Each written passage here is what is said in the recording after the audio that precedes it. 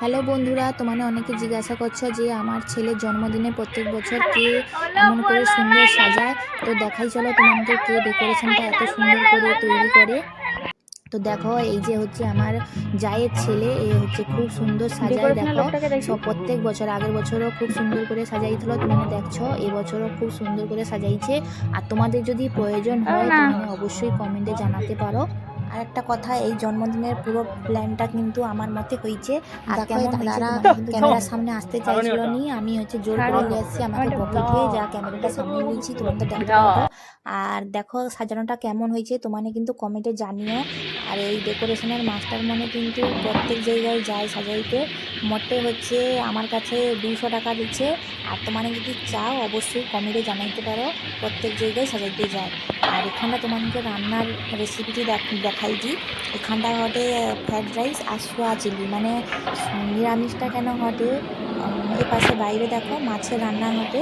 কারণ হচ্ছে জানো তো মানে চৈত্র মাস, এটা চৈত্র মাসে অনেকে ভক্তা হইতে যায়।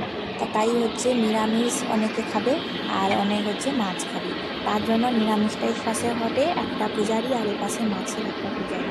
তাই তারপরে হচ্ছে সন্ধ্যে, এবার এখানে সন্ধ্যেবেলা তখন বাজে হচ্ছে 9টা, তখন সবাই আইসক্রিম কাছে দিচ্ছে, আমাদের কেক কাটা আরম্ভ হলো।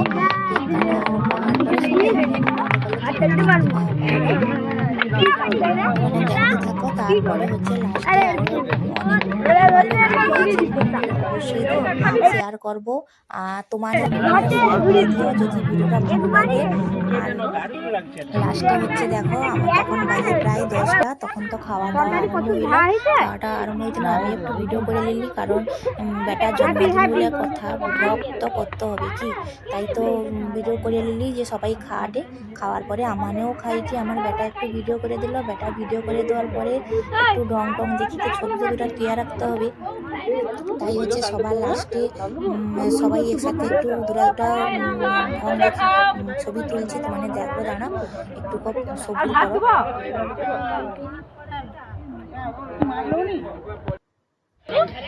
আর নিরামিষ খাওয়াগুলো হচ্ছে নিচে খাইছে, আর মাছের খাওয়াগুলো হচ্ছে উপরে সবাই খাইছে। মানে নিরামিষ জানো তো মাছ টাছের সাথে মিশামিশি হবে। আর সবাই বলছিল রান্নাটাও খুব ভালো হয়েছে, মানে শুনে তো খুব ভালো লাগলো।